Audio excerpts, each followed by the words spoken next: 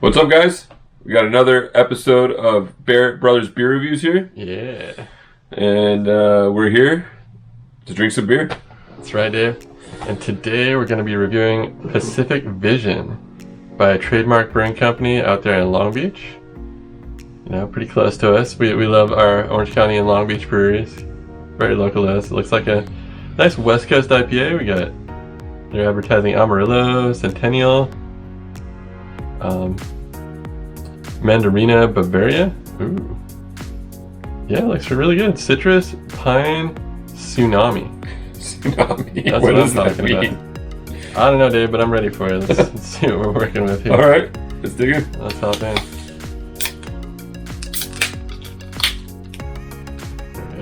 Alright.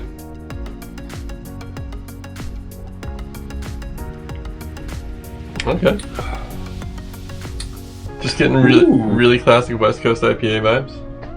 Yeah. Yeah. I can kind of taste the tsunami, if that makes any sense. Wow. I taste it at the end. You got that pine flavor, punches through, and then that tsunami. I know that doesn't make sense. Everyone is watching, but if you taste it, it makes sense that kind of a clean taste buds. A clean, smooth flavor at the end of it. I don't know. Yeah, just nice, clean West Coast style IPA. You know, not like a really punchy hop profile, but it's definitely there. The bitterness isn't too much. It's nice citrus on the palate, you know. Yeah. So it goes down some really smooth. Definitely a crusher. This is definitely a crushable beer. Yeah. I'm gonna open it up in this glass. I'm gonna open it up. All right. Let's open it up a tiny bit. See what we're working with here.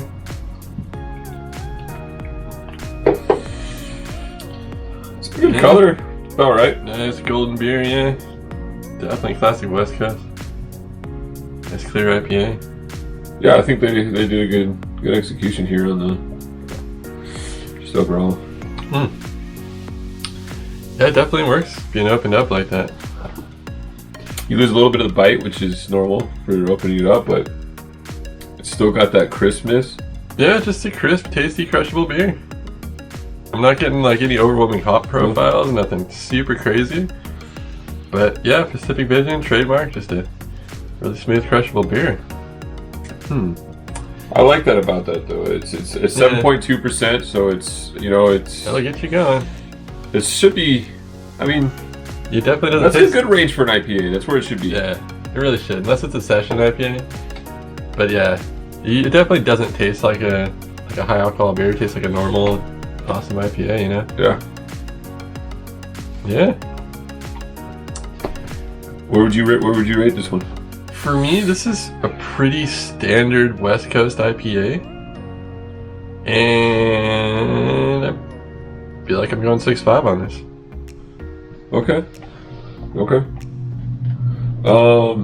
Yeah, it doesn't have the bells and whistles. It's not anything that's gonna really stand out from other beers, but I like the fact that it is very good and it's exactly what it says it is. Yeah. It's a West Coast IPA. It doesn't try to put any fluff on it. I'm gonna go 7. 7 even. 7 even, round number. 7 even. I think it's Bold score. It's exactly what it is. It's exactly what you want it to be when you open the beer. It's not going to wow you. It's not going to disappoint you. It's going to be a great beer that you can sit down and say, I want a nice IPA from Trademark. Okay. Yeah, I think you get it. That's my feeling. I can respect I it. enjoy this beer. I do. Yeah, for me, if you're getting into the 7s, I want something a little special. So I feel this is kind of setting the point for like an average West Coast IPA. It's not bad. Yeah. It's not blowing my socks off. No. But I'm having a good time with it. That's why I think I'll say, 6.5 is good too. Yeah. You know? Yeah, I'm happy with it. So. Nice middle road score. But So yeah, it's a good one. we do got a special treat for you guys today. That's right. You know, as you see, we're both wearing a little bit of green on our shirts. It is St. Patrick's Day. So we got a little something special here we wanted to try out. Why don't you tell them, Tom, what we got here? We're working with the new Jameson Cold Brew. It's a Jameson Irish whiskey infused with natural cold brew coffee flavor. I've been wanting to try these cold. There's a couple different cold brew ones, the liquors that are doing it, and we've been eyeballing this cold brew Jameson for a while. So it's a perfect day for it. You know, being St. Patty's Day. Yeah. It says notes of toasted oak and dark chocolate. It's a little bit lower alcohol percentage. We're looking at 30%, which normal Jameson whiskey, I believe, is at 40%. Correct. What else we got here? Best enjoyed chilled over ice in a cocktail. So we're gonna enjoy this straight, just so we can get the most out of the flavor. But yeah, in the future, maybe you throw a little bit of ice in there, a cocktail. It looks like this is more of a liqueur situation. It does. It does. Well, it's a cold brew. I mean, it's but 30% is still pretty high. Let's see what we're working with here.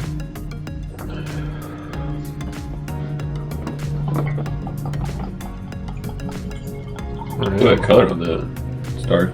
Yeah, that's really dark. Opaque. Alright. Excellent. Definitely got some intense aromas in here. Yeah, there's a lot going on in there. It's definitely not smelling a beer. Yeah. Well, cheers. Let's get in there. Let's try it out.